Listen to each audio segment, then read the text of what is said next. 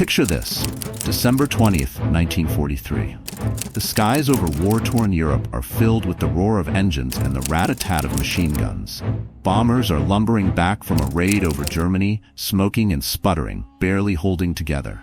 And right in the middle of it all, a moment so bizarre, it sounds more like a Hollywood script than real history. Let me set the stage.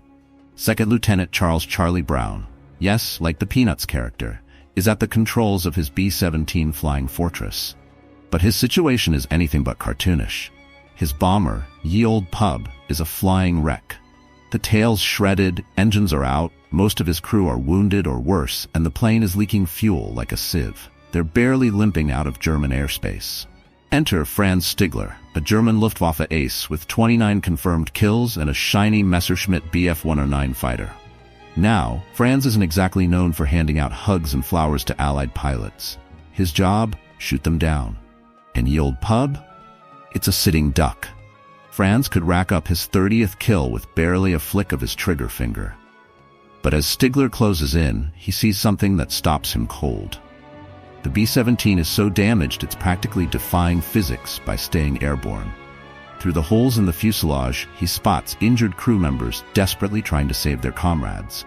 Franz later said he had one thought: this isn't combat, this is slaughter. And then he does something insane. He doesn't fire. He doesn't radio for backup.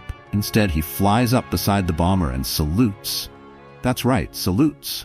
Not only that, he escorts the crippled bomber across German territory, past trigger-happy anti-aircraft gunners, until it reaches the safety of the North Sea. Then he peels away, leaving the stunned American crew wondering if they just imagined the whole thing. Now, let's pause here for a second. Stigler wasn't being altruistic without risk. If his superiors found out he'd let an enemy plane go, it wouldn't be a slap on the wrist. It would have been a bullet in the head. But Stigler didn't care. As he later said, "I didn't have the heart to finish those men. I just couldn't do it." So what happened to these two pilots after the war? For decades, Charlie Brown wondered who the mysterious German pilot was. Meanwhile, Franz Stigler kept his mouth shut, knowing what he'd done could still get him into trouble even after the war. But in the late 1980s, Brown started searching for the man who had spared him and his crew that day. In 1990, through letters and veterans networks, the two men finally connected. When they met face to face, Brown embraced Stigler like a brother. It turns out, sparing Ye Olde Pub wasn't just a moment of mercy. It created a bond that would last for the rest of their lives. The best part? Stigler and Brown became inseparable, attending air shows together, sharing their story, and reminding the world that even in the darkest of times, humanity can shine through. Their tale is a reminder that war is fought by people, not faceless machines, and sometimes a single act of compassion can echo across history.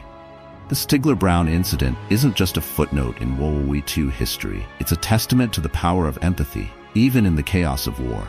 And honestly, in a world that often feels as divided as ever, we could all use a little more of that spirit.